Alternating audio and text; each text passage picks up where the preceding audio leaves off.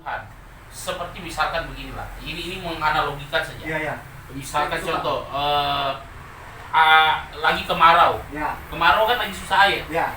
Kalau misalkan disuruh dihadapkan pada pilihan air atau mau beli air, terpaksa kita mengeluarkan uang karena kita memikirkan kebutuhan ya, betul. Karena kebutuhan. Sehingga kemudian dengan dasar itulah kemudian pemerintah menaikkan air. Daripada kalau ada air, sekarang pertanyaannya, adakah jaminan ketika kemudian harga itu dinaikkan, ketersediaan air itu akan selalu ada?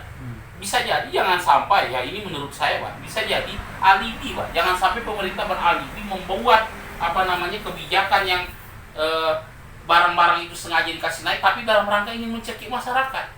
Kan begitu, nggak boleh Pak pemerintah menggunakan dasar karena dia kebutuhan pokok, akhirnya karena mau menaikkan kok hadapkan masyarakat dengan kebutuhan. Ya contoh kasus minyak goreng ini. Minyak goreng kan dihadapkan kepada kebutuhan masyarakat. Di sisi yang lain aku butuh minyak goreng, tapi di sisi yang lain kemudian langka nih barang. Kau mau pilih mana? Susah didapat, mengantri kemudian, atau kemudian sibuk mengantri, atau aku kasih naik harganya, aku bisa dapat dengan gampang. Kan begitu. Ini kan logika yang sebenarnya logika nggak realistis lah. Itu jangan sampai lah masyarakat itu dihadapkan begitu. Ya. Kalau menurut saya nggak begitu. Terus solusinya seperti apa?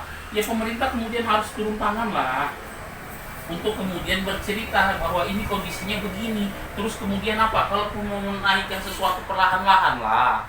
Ya. Jangan juga begitu. Kasihan bahwa orang diperhadap-hadapkan.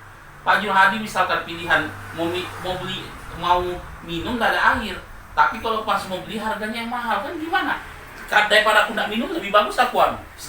Jangan kemudian kita tuh sama kayak rumah sakit Pak.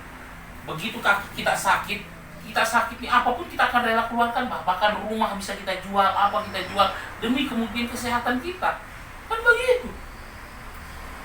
Kita dihadap-hadapkan. Jadi jawabannya ini apa nih solusinya supaya ya pemerintah jangan ada pengusaha yang kemudian menggunakan the abuse of power karena mereka merasa memiliki segala sesuatunya. Kemudian yang satu lagi, jangan ada monopoli di negeri ini sebenarnya. Monopoli itu begini. Monopoli itu dalam artian kalau kita bermain monopoli itu kan kita berharap kita punya banyak uang bahkan. Betul. Sehingga kemudian harapannya dengan uang itu kita bisa beli sekarang apa, sederhana saja.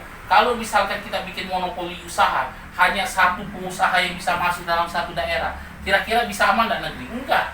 Supaya persaingan itu ada, biarkan beberapa pengusaha ini datang Pak. Nah, kan contoh lah dulu, awal-awal air galon datang di Tarakan itu harganya berapa? Yang pertama buat air galon di Tarakan. 5.000. Nggak ada 5.000, 10.000 satu galon.